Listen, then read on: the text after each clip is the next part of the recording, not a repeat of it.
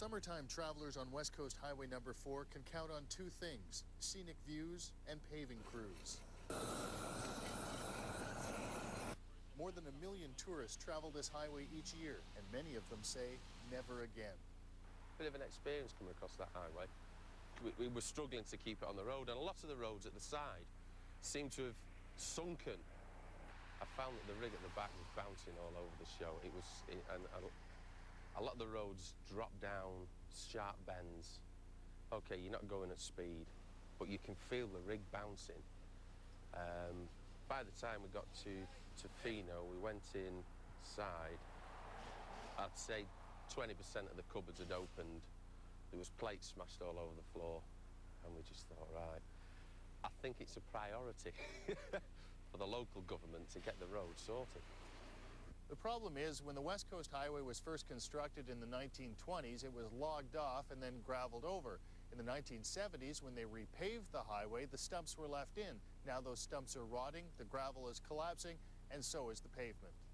Which, as we all know, is an old logging road with a cedar stump base, and the cedar stumps are rotting now, so they're giving away, and hence all the up and down action on the road, combined with the narrowness of the highway, that's very tough. This summer, the provincial government spent $4.3 million repaving a 9-kilometer section of the highway.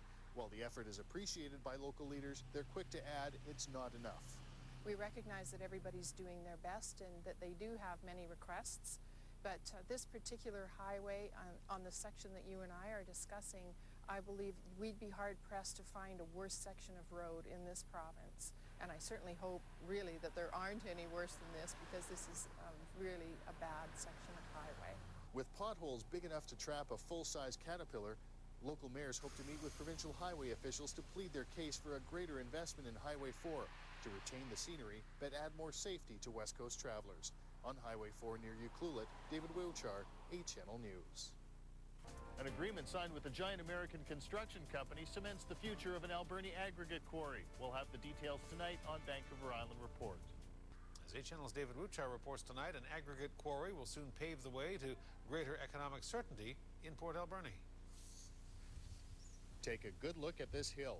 In 117 years, it won't be here anymore, as the granite it's built on will soon be beneath homes and highways in California, after a deal was signed with American cement giant Cemex. We're approximately 25-30 kilometers out of town from Port Alberni. We're on the west side of the canal. The proposed site plan is to start logging on the first phase here, and then over the next 100 years, the whole mountain will slowly come down. Well, this project will create 70 direct jobs, and out of those 70 direct jobs will be spin-offs to benefit the rest of the community.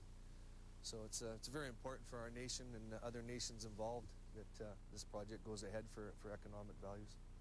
The Eagle Rock Quarry is a joint venture between Polaris Minerals and the Hupacasath and Ucluelet First Nations. I believe Polaris came to us about 6 years ago on set. They had been looking up and down the coast for a good some deposits of sand and gravel and aggregates, and they found this and they came to us and said, we think this is a potential. What do you think? And so we started looking into it. What does it mean to do a quarry in our territory? What are the environmental impacts? What are the impacts on our rights? With unresolved Aboriginal rights and title hanging over West Coast resources, companies are becoming increasingly aware of the importance of working with First Nations. And that was one of the good things about Polaris, is they always respected our Aboriginal rights and title. So they came to the First Nations that had territory in the area and started consulting with us at a very, very early stage. And they asked us, do you want to go into business with us?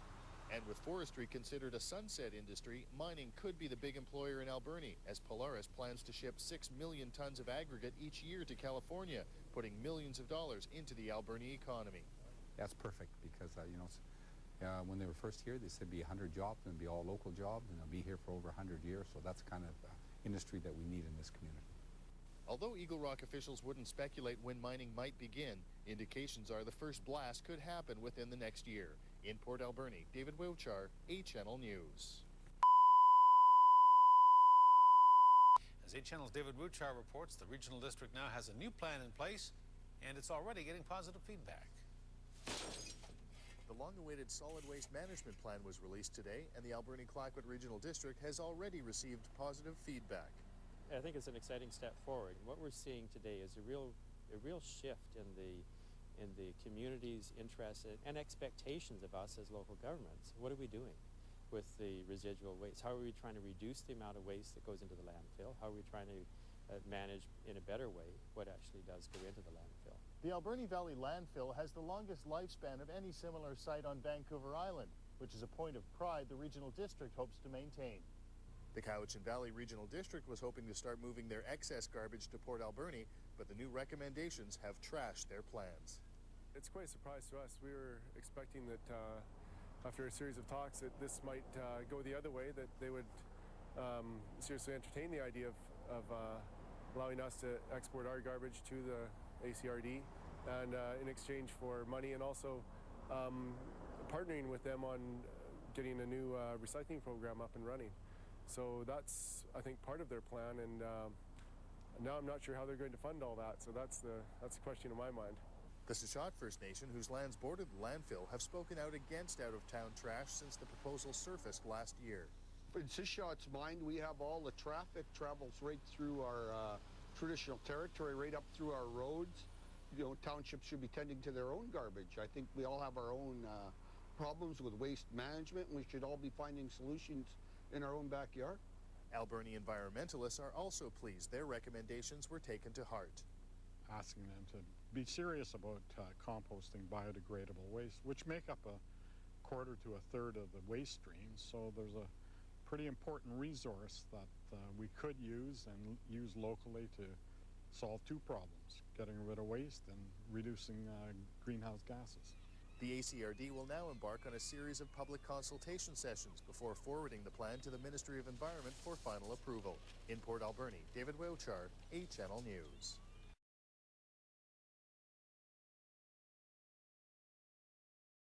Much more news still ahead. Vancouver Island Report is coming up next. Port Alberni is home to arguably the world's oldest polar bear swimmer. We'll introduce you to 92-year-old Jim Rutherford tonight on Vancouver Island Report. Save on foods. You may be wondering what would make someone want to take the icy plunge and why they would do it. For the answer to those questions, we sent A-Channel's David Wiwchar to find out from one of the world's oldest polar bear swimmers, a 92-year-old Port Alberni man. The 19th annual Port Alberni Polar Bear Swim featured the usual array of costumes and New Year's revelers, but what sets this swim apart is one man, 92-year-old Jim Rutherford. Seems to get the public together to come out to see me, and it's good for the city, good for the gyros. I'm a city man. I believe in the city. Lived here since 1934. A retired mill worker, Jim wanted to participate in the polar bear swim since its inception 19 years ago, but his wife Evelyn didn't want him to do it. After her passing 10 years ago, he decided to enter and has become a fixture of the event ever since. My wife wouldn't let me do it when she was alive. Said it'll kill you. So the year she died, I did it. I do it for the Special Olympic kids. What does your family think about you going in the polar bear swim? Oh, they're all behind me. Yeah. They think it's great that I can do it. Yeah, I think it's great I can do it too. Yeah. His 8 children and dozens of grandchildren and great-grandchildren aren't quite ready to join him in the frigid waters of the Somas River just yet, but they fully support him. Oh, completely support him. We do some fundraising for him to support the Special Olympics with his charities, and we think it's a wonderful thing he does. Oh, I think we think it's pretty marvelous. He's an energetic young fellow. Age is what they say is only a matter of the mind, and he's as young as ever. 2 years ago, at age 90, he raised $900 for the Alberni Gyro Club and Special Olympics. This year, he raised more than $400. I would say Jim's probably the signatory of this event for us. I believe he's 92 years old now, and he is a special person, let alone the fact what he does for the community and so many things, from Special Olympics to the Gyro, polar bear swim, and he's usually one of our biggest contributors as well. Jim says he hopes to do it until he's 100. The people of Port Alberni hope so too. In Port Alberni, David Wiwchar, A-Channel News.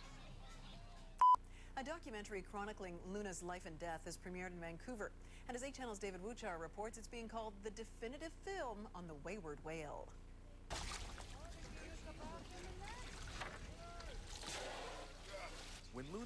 arrived in Nootka Sound, the world changed. Here was a whale that wanted to be with people almost as much as people wanted to be with him. And when the Mowachaht First Nations fought to keep him free from a Department of Fisheries and Oceans net pen, the world watched in amazement. Just after Luna arrived, 2 writers came to do a magazine article on the whale. They stayed, and 4 years later have premiered what is being called the definitive documentary on Luna. We've been working on this story for 3.5 years. Started as a magazine article, then we got a book assignment, and now the documentary film.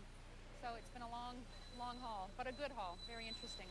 It was wonderful to get this audience reaction. I think people really enjoyed the film, even people that had very different perspectives on Luna. There was a lot of applause, so we were delighted to have had the premiere here in Vancouver.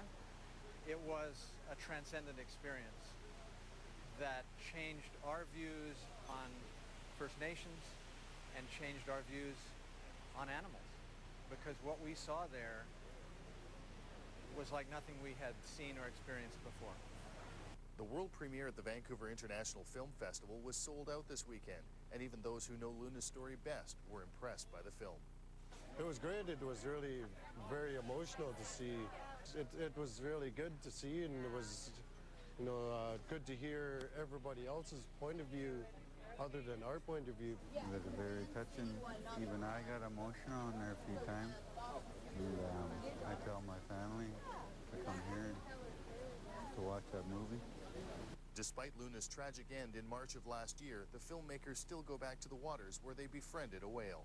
One of the things about Luna was that he came to humans hungry for something, and it wasn't food, it was friendship. These are very social animals, and there's still a lot we need to learn about the connections we have to the natural world. And we hope that after people leave this film, they'll have that sense that we can be friends to our natural world. Every morning in the edit room, I meet Luna again. Every night I say goodbye to him again. And now that the film is out, I kind of have to let go of him and let everybody else get to know him again. Having already won awards in the United States, Saving Luna will be shown again Tuesday night in Vancouver and is up for the Best Canadian Film at the festival, as well as National Film Board prizes. In Vancouver, David Wiwchar, A-Channel News. There's much more news still to come.